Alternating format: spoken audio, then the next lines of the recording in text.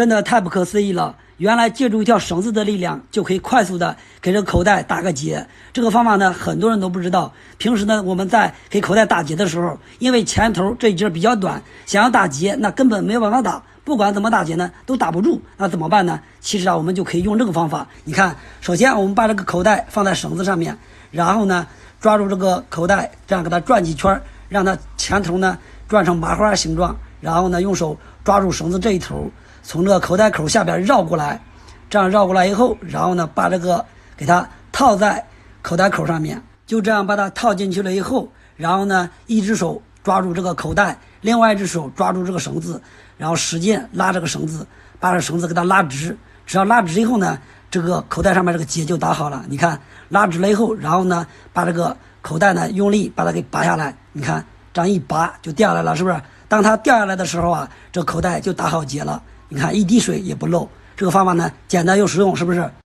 家里的马桶上水不停，进水一直滋滋响，每个月水费流出去好几百，教您1分钟解决。滋滋响分为2种情况，第一种，先看一下水位的高度，如果水位高度高于溢水孔，那就说明是这个进水阀的问题。关闭脚阀以后，用螺丝刀撬开顶部的装饰盖，把里边这个插销给它拔下来，放好了，不要把它弄丢了。然后把上面这个压盖逆时针旋转，把它拆下来。这个上面有一个黑色的密封垫圈，把它拆下来，然后把它放到水里面清洗干净，正反面以及这个压盖都清洗干净以后，然后找一个小的针，把这个压盖顶部上面这个泄压小孔给它疏通一下，然后再给它安装回去。出现这种问题，一般都是自来水管道里面的小细沙颗粒垫住密封胶圈，关闭不严引起的。第二种情况就是，如果水位线比进水阀浮筒上这个边缘的水位还要低，那就说明是排水阀的问题。左右旋转，把排水阀上半部分给它拆下来，然后把底部这个密封圈也给它拆下来。你看这个上面有很多细小的沙粒，把它都清理干净了以后，把这个底部也给它清理干净，然后再把水箱里面这个出水口里边这个垛也给它清理干净以后，然后再把排水阀安装上就修好了。你学会了吗？原来把塑料瓶的瓶底剪掉，它居然还有这么好用的一个妙用。邻居们看到以后啊，都抢着用。你看，就这样把这个瓶底给它这样剪掉了以后呢，然后呢就这个形状的，需要呢找这个瓶子的时候找稍微大点的，然后把这个瓶盖再给它拧下来，从中间烫出一个小圆孔出来。紧接着呢，再需要一个自行车的内胎，找一块这样的胶皮，在中间呢再烫出一个小孔，这个孔呢一定让它小，不能太大了。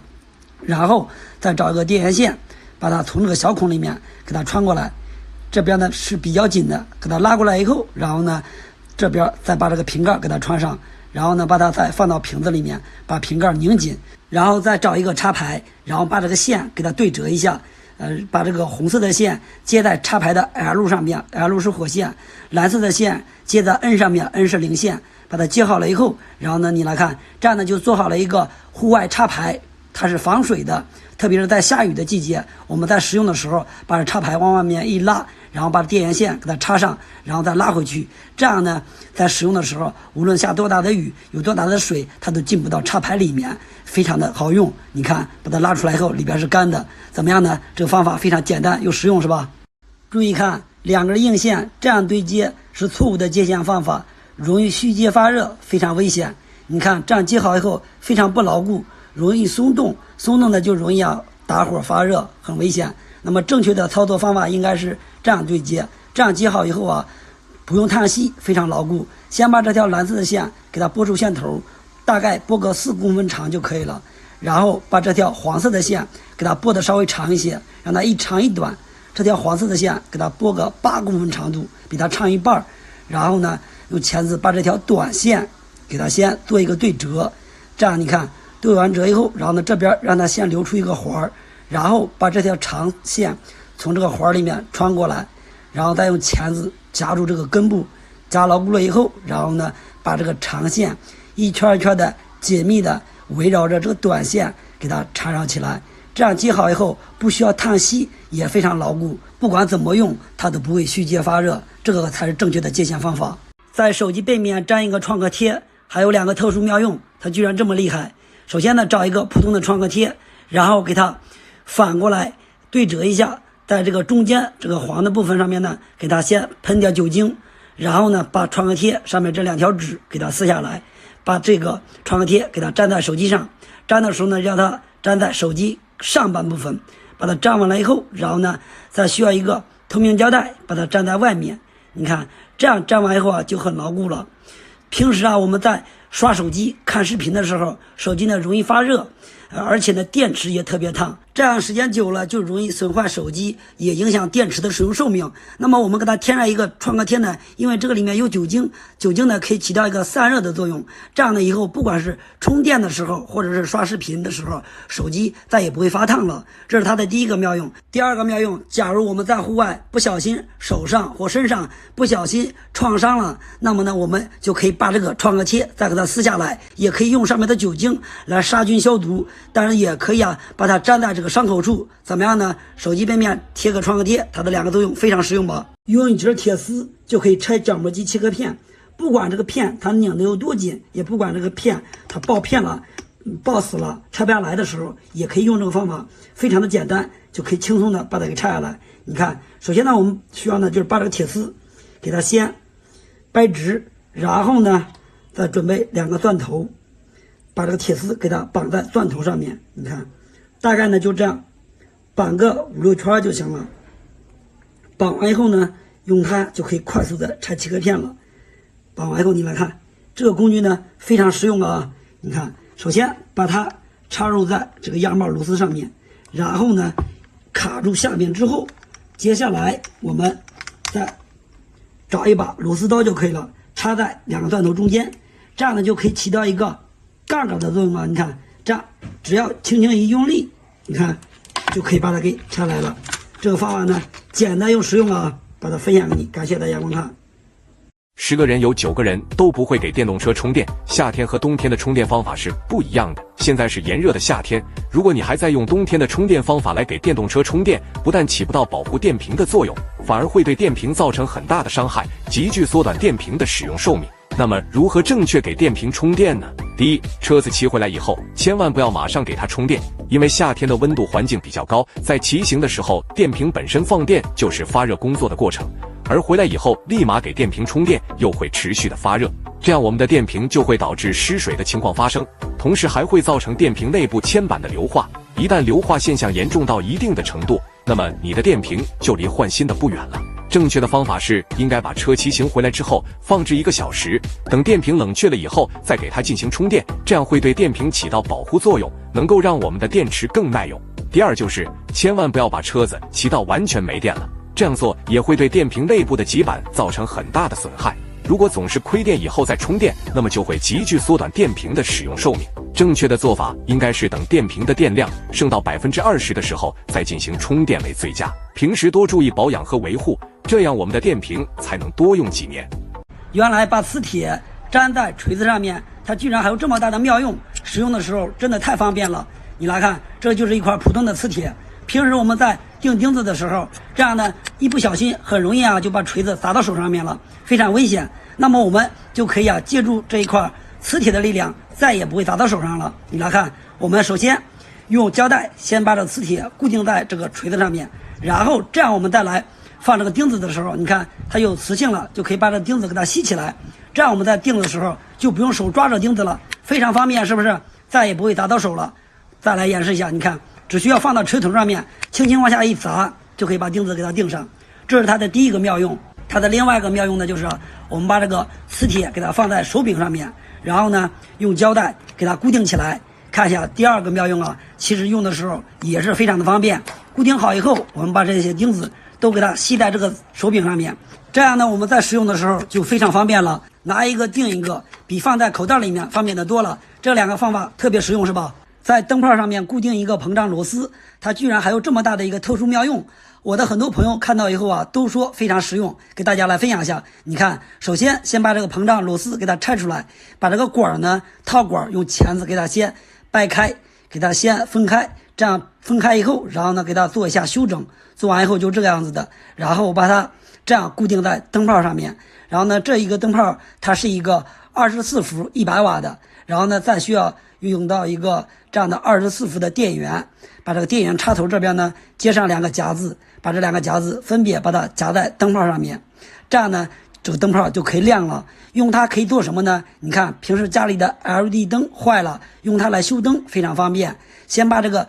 灯板给它拆下来以后，然后呢把这个灯放在这个灯珠上面，这样烤就行了。因为这是100瓦的，速度非常快。你看用它修灯换灯珠非常的方便又好用。像这种维修的时候，像这种多角的芯片也可以快速把它拆下来，因为这个功率比较大，拆的速度比较快。像这些小元件速度就更快了。怎么样呢？这个方法非常实用是吧？不用打火机，用点卫生纸也可以快速的取火。这个方法呢非常适合一些喜欢户外野餐的朋友。假如打火机坏了或者是没有气儿了，那么就可以用这个方法，简单又好用。首先呢把卫生纸先撕下来一段，然后呢再找个盆儿给大家来演示一下。首先把这个卫生纸呢先给它撕开，撕成一条一条的形状。把这个撕完了以后，然后呢把这卫生纸都给它先弄开，弄开了之后，然后再需要一个这样的镁棒。喜欢户外野餐的朋友一般都有这样的镁棒，然后再找根锯条，就这样的划就可以了。只有镁棒没有纸，那么也是取不着火的，所以用这个方法就可以了。你看只需要锯条往上面划就行了。如果划不着的时候啊，可以先刮下来一点镁粉，把这个镁粉刮下来以后给它先聚在一块儿，这样呢就可以更容易取火了。你看啊，只要需要还是这样划几下以后，你看立马就着了，是不是？这个方法呢简单又实用，是不是？如果光用镁棒没有纸也是取不了火的。所以说做饭的时候没有打火机，或者是打火机坏了，就可以用这个方法。用一个口罩绑住钢丝球，它居然还有这么大的一个妙用，解决了很多家庭的烦恼，每个家庭呢都能用得到。你来看一下，非常实用，在生活当中。首先呢，先把这个口罩把上面这个绳子给它剪下来以后，然后穿在钢丝球中间的位置，然后呢用绳子呢这样给它先打2个结，给它绑牢固了以后，先放在这边备用。再需要一个饮料瓶，把这个瓶盖给它先拧下来，在上面开2个孔，打2个孔之后，然后呢接下来把这个塑料瓶上面这个瓶口的位置啊，大概2公分的位置，这一圈给它先剪下来，用剪刀剪下来之后，然后呢把钢丝球上面这个2个绳子呢从这个塑料瓶里边穿出来，接下来呢再把这个瓶盖放上去，也是从里往外穿，穿过来之后把瓶盖呢再拧到瓶子上面，然后呢这边也一样，先给它打2个结，也是一样啊，把它绑牢固了以后，然后呢把2个绳头放在一起，再一块打1个结，就这么简单就做好了。你来看，平时呢我们在家里啊在刷锅刷碗的时候，这样呢我们在使用的时候再也不会脏到手了，非常实用，是不是？使用完以后呢，这儿有个绳子，还可以把它挂起来淋水，非常好用。把2个塑料瓶对接在一起，它的使用价值立马翻倍，在生活当中啊花钱都买不到。如果像这种塑料瓶你把它卖掉的话，2个瓶子啊你都卖不了1毛钱。那么我来给大家分享一下，首先呢用剪刀把这塑料瓶先把这个瓶口给它剪下来，你看如果有刀子的话也可以把它给拿下来，也可以割下来以后呢，然后需要用剪刀再给它修整一下，旁边的毛刺比较多，然后呢这个瓶口也太大，给它修整小一点，修整成这样子以后呢，然后呢接下来把另外一个瓶盖给它拧下来，你来看一下，把它们2个对在一起，拼接好以后，然后用力一按就可以卡在一起了，而且卡的也特别牢固。你看一下，把这盖子打开，平时用它呢像手机卡一些内存卡，我们可以用它来存放，假如呢放在家里容易丢，没有地方储存，没有地方放，就可以用它来携带，也可以啊放在家里，也非常不错。而且呢像一些小螺丝啦、小戒指、项链啦，也可以放进去使用。这个方法呢简单又好用，是吧？把它分享给你。家里有这种废旧的网线，千万不要当做废品给卖掉了。就连收废品的老板他们都不知道，这种网线还有一个非常大的用处，这样使用的话，它的价值呢立马翻很多倍。我来给大家分享一下，在生活当中啊用处是比较多的。比如我们先拿一条这个网线，分别把这网线2头啊给它先拨出线头以后，然后啊用打火机给它烤一下，先烤掉外皮，然后啊用钳子把这8根网线都给它缠绕一下，然后接下来把另外一头也是按照同样的方法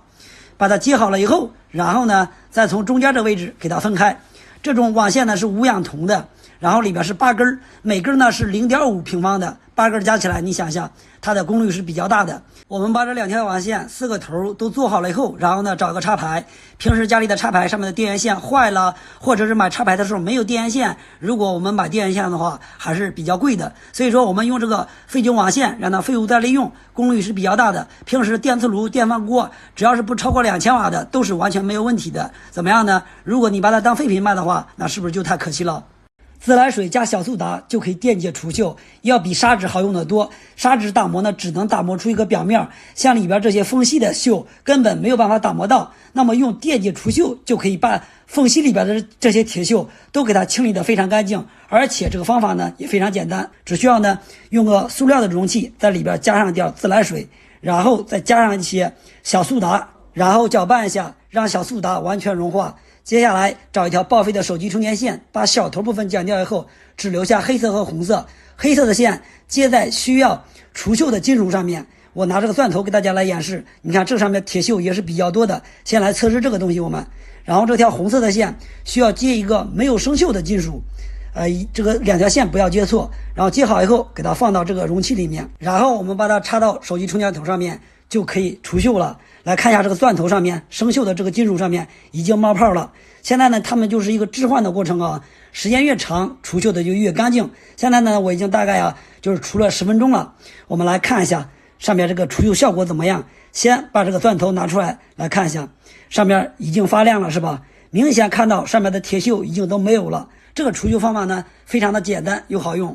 充电宝坏了不要扔，留着还有大用处。平时像这种充电宝有时候在垃圾桶里面也能捡得到。很多人呢都感觉充电宝坏了以后呢就扔掉了，其实呢像这种充电宝坏了以后大部分都是上面的电池充不了电了，电池坏了。我们呢主要呢就是用上面这块板，不用电池。其实这块板呢它在生活当中呢还有一个特别好用的功能。把这个板拆出来以后，找到上面的2个标注，一个是 B 加这个符号呢我们给它接一条红色的线， B 减这个符号接一条白色的线，然后呢分别给它再接上2颗磁铁，这样呢使用更方便。用它呢就可以在家里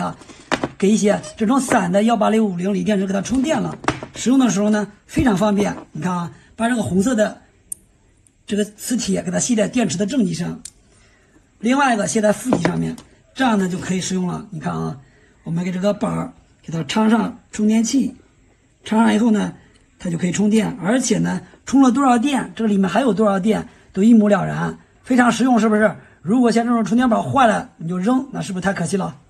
今天我才发现，原来把这个钢丝前头给它窝一个钩，它居然还有这么好用的一个功能。邻居们看到以后都抢着用。这个功能呢对于每个家庭来说都能用得到，而且这功能非常好用，给大家来分享一下。你来看，首先呢我们用钳子把这个钢丝前头这样给它窝一下，窝成一个这样的死折扣，前面呢让它稍微有点尖出来，然后在这个位置呢向上翘一点，然后在中间这个位置稍微再折一下，折成这个样子就可以了。然后把这个钢丝另外一头我们给它再折成一个这样子的形状，折一个90度，然后从这边再折回来，折成这样就可以了。你来看，我们用它就可以疏通任何下水道，不管是直通还是3通还是弯的都可以疏通。你来看，我们把它插入到这管里面来测试一下，一边旋转一边往里面进到里边以后，然后呢我们再一边旋转一边把它给拉出来。你看这样呢就可以把里边的脏东西给它勾出来，不管是什么样的脏东西都可以勾出来。你来看怎么样的方法，非常好用是吧？注意看3根硬电线这样直接接起来是错误的接线方法，这样接好以后容易虚接发热，非常危险。教大家一个正确的接线方法。首先呢把这个线头先给它剪掉，然后给它重新拨出线头。拨的时候呢一定要注意像这条蓝色的线一定要给它拨的稍微长一些，然后呢拨完以后再拨这条黄色的线，这黄色的线给它拨的稍微短一点就可以了，让它呢就是1条短2条长，把这个短的放在2条长的中间，然后呢用老虎钳把它给夹住，然后把两侧的这2条线分别给它掰开，掰个90度的角，然后呢这样紧密的把它缠绕在中间的这个短的线上面，一圈圈的把它缠完以后这种接线方法是最牢固的，因为它里面接触面积大，所以呢在使用的时候就非常安全。把2头这个剩余的部分给它修整一下，然后呢把中间这个长的给它做一个回折，这种接线方法牢固可靠，它不会虚接发热。剪刀断了不用磨，用一根废旧的锯条，只需要1分钟就可以立马让它变得锋利如新。很多人呢不会磨剪刀，就不要乱磨了，乱磨完以后就把这个剪刀给磨报废了。先看这个剪刀，你来看，我们先来测试一下剪这个纸，你看根本把它剪不了，剪不断，是吧？像这种情况呢，我们用个锯条给它1分钟就可以解决问题。首先呢，我们用这个锯条，用这个平面这一部分，然后呢，在这个上面给它抹点牙膏。这个牙膏啊，可以起到个研磨的作用。你看，抹点牙膏了以后，然后接下来我们来处理这个剪刀。处理的时候呢，你看这个剪刀这边有个大的斜面，这边有个小的斜面，我们就用这个来刮它，这样不停的刮。像这种剪刀呢，如果非常钝了，只需要呢给它刮个40下、50下就可以了。我们看，把这边给它刮完了以后，然后我们把这边再来刮一下，两侧都是按照同样的方法。这样刮完以后呢，这个剪刀就会变得非常的锋利。好，现在呢已经差不多50下了，我们把上面这个给它清理干净。我们来看一下这个方法呢，操作起来非常的简单又方便。你来看，再来测试这个纸，你看非常的锋利，是不是？这个方法非常好用，是吧？把它分享给你。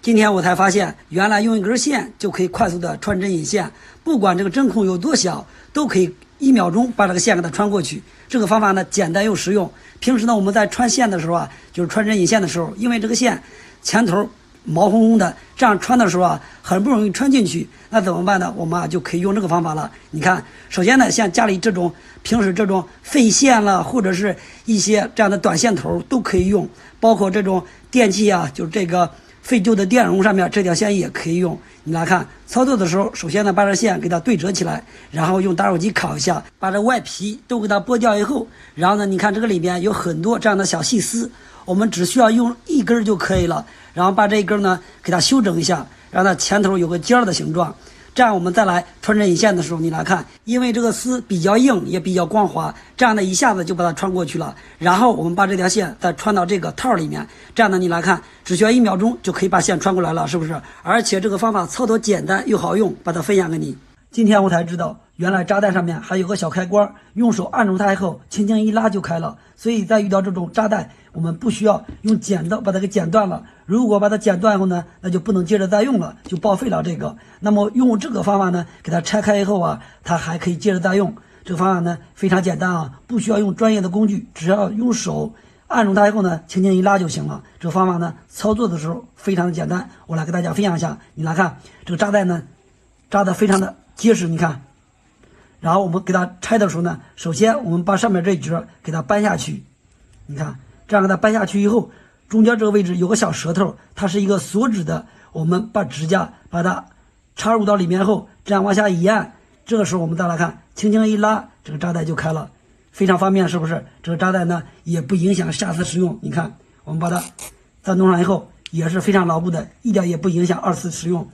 这个扎带呢，我们再来看一下，也是非常简单，只需要把指甲插入以后，往下边一按，我们轻轻一拉就开了。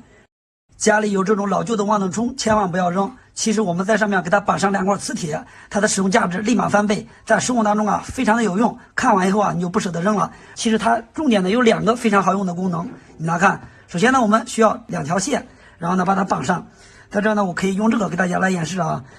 我们在这边接一条红色的线，然后在另外一个夹子上面接一个白色的线，然后我们分别在这2个上面呢把磁铁给它绑上。如果家里啊有这种小一点的磁铁，使用更方便一些。我在这儿呢可以接2个小磁铁，这小磁铁呢可以从 LED 灯上面拆2个磁铁也可以。这2个磁铁接好了以后，接下来我们看一下它这个功能啊。首先我们使用的时候，把它先插在插盘上面，我们来看一下。插上以后，我们用它可以具体做什么呢？像平时啊家里的这种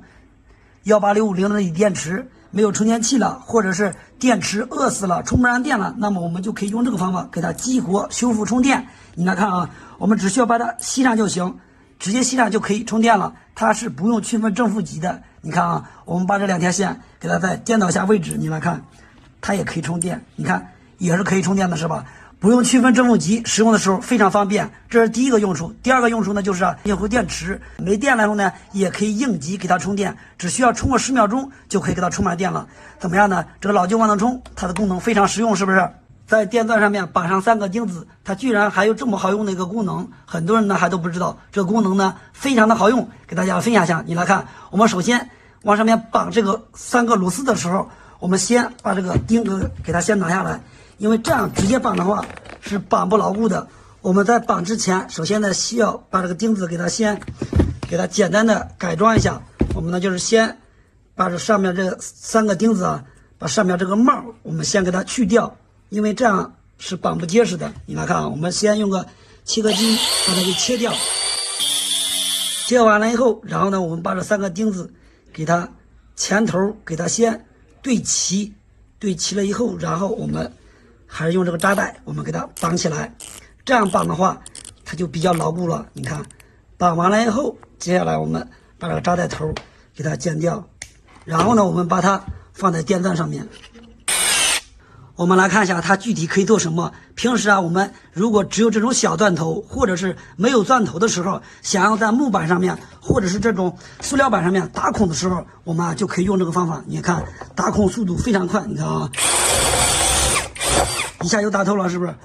今天我才发现，原来把蚊香放到钳子上面把它夹住，还有一个特殊妙用。这个功能啊，对于每个家庭来说都能用得到，也非常好用。你来看，平时我们在使用蚊香的时候，在拆的时候不小心把蚊香给拆坏了，那么我们在使用的时候呢，这样就没有办法支撑使用了。很多人呢都是把这蚊香直接扔掉了，我们呢不要扔掉。其实呢，我们用把钳子把它夹住以后，还可以接着用，不管是这种大牌的，或者是这种非常小的都可以。你来看。具体我们在使用的时候啊，首先呢需要找一个橡皮筋儿，然后呢我们把它先绑在钳子把手上面。你来看，绑上去以后，我们在使用的时候啊，把这个钳子口我们给它张开，先来测试一下这个大的蚊香。你看啊，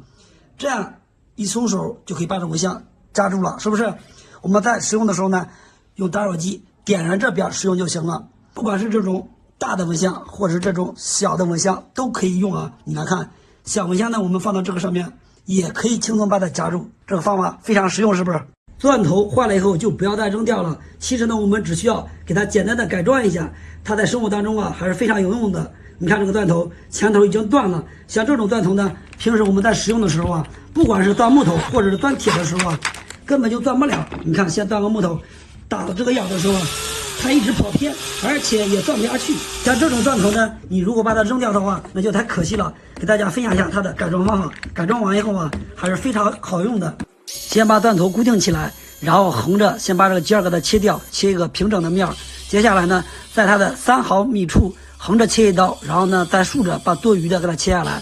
另外一侧也是按照方法，先横着切，再竖着切。这样切完以后呢，给它修整一下。改完以后，这个钻头你看一下，前面是有个尖的，它可以起到一个定位的作用。然后呢，我们把它装到钻上面来测试一下。钻木板，你来看，这个速度还是非常快的，再也不会跑偏了。钻完以后，你看这个孔也是非常的光滑，怎么样呢？这个钻头给它改装一下，还是非常好用的，是吧？终于发明出来了，有了这个小东西，不需要用逆变器，就可以把12伏的电变成220伏的电，使用的时候非常的方便。这个是我的新发明，来分享一下它的制作方法。首先呢，先找一个电风扇上面使用的这个摇头电机，然后把它拆开以后啊，把里边的这些齿轮都给它拆下来，不用这些东西，我们只用这个外壳就可以了。然后找块木板，在上面拧2个钉子，用它来固定这个摇头电机的外壳。因为这个是我的发明专利，所以说呢，大家看看就可以了，不要去仿造我的产品啊。如果仿造的话，肯定要必究的。首先呢，用2个铁丝把它再拧一下，固定牢固了。然后呢，再需要一个12伏的5刷电机，找一节铜管插在这个轴上面，把它们2个呢相连接起来。之后呢，再找块胶皮垫在电机下面，用个铁丝给它绑起来，固定在这个木板上面。到这儿呢，基本上啊就差不多了。然后在这个5刷电机上面分别接上2个夹子。接下来呢，在这个摇头电机外壳上面再接一个220伏的灯泡。接好线后呢，来测试一下，把这2个夹子夹在12伏的电瓶上面，这个灯泡你看立马就亮了。仔细看一下，这个亮度非常高，因为这个是我的个人发明专利，所以说呢，你们不要去仿造。不说了，我要赶紧去批量生产去了。家里有这种废旧的网线，千万不要当做废品给卖掉了。就连收废品的老板他们都不知道，这种网线还有一个非常大的用处。这样使用的话，它的价值呢立马翻很多倍。我来给大家分享一下，在生活当中啊，用处是比较多的。比如我们先拿一条这个网线，分别把这网线2头啊给它先拨出线头以后，然后啊用打火机给它烤一下，先烤掉外皮，然后啊用钳子把这8根网线都给它缠绕一下。然后接下来把另外一头也是按照同样的方法把它接好了以后，然后呢再从中间这位置给它分开。这种网线呢是无氧铜的，然后里边是8根，每根呢是0.5平方的，8根加起来，你想想它的功率是比较大的。我们把这2条网线4个头都做好了以后，然后呢找个插排，平时家里的插排上面的电源线坏了，或者是买插排的时候没有电源线，如果我们买电源线的话还是比较贵的，所以说我们用这个废旧网线让它废物再利用，功率是比较大的。平时电磁炉、电饭锅只要是不超过2000瓦的都是完全没有问题的。怎么样呢？如果你把它当废品卖的话，那是不是就太可惜了？